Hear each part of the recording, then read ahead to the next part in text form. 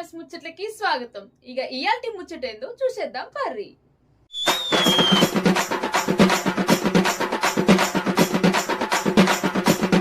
ఇక ముచ్చటేందంటే నిజామాబాద్ జిల్లా గిరిరాజ్ కాలేజీలా చదువున్న చోట చీకటి ఉండదన్నట్లు జ్ఞానం జ్యోతి వెలిగింది. పిహెచ్డి సాధించిన టీచర్లకు ఘన సన్మానం నిర్వహించారు. స్టాఫ్ క్లబ్ ఆధ్వర్యంలో జరిగిన ఈ వేడుకకు ప్రిన్సిపల్ ప్రొఫెసర్ రామ్మోహన్ రెడ్డి అధ్యక్షతన ఘనంగా జరిగింది. నిజామాబాద్ లా జోష్ పెరిగింది. గిరిరాజ్ గవర్నమెంట్ కాలేజీలా పిహెచ్డి కొట్టిన లెక్చరర్లకి ఘనంగా సన్మానం జరిగింది. ఇక కాలేజీలా స్టాఫ్ క్లబ్ ఆధ్వర్యంలో జరిగిన ఈ కార్యక్రమం ప్రిన్సిపల్ రామ్మోహన్ రెడ్డి సార్ ఆధ్వర్యంలో జోరుగా జరిగింది. ఇక అసలు మ్యాటర్ ఏంటండ్రి, ఇది వరకట పిహెచ్డి పూర్తి చేసిన లెక్చరర్లను స్టేజ్ మీదకి పిలిచి ఘనంగా సత్కరించిండ్రు.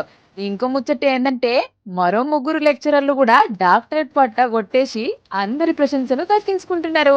అందులో మన శ్రీలేఖ మేడం గణిత శాస్త్రంలా గదినున్న లెక్కల బుక్ ఉంటది కదా, గన్లా దుమ్ము రేపింది.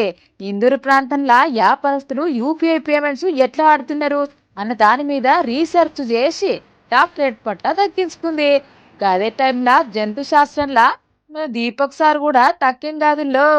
జీవ వైవిధ్యం, మంచినీటి పర్యావరణం మీద జలజీవుల ప్రభావం ఏంది అనే దాని మీద స్టడీ చేసి డాక్టరేట్ కొట్టేసిండు.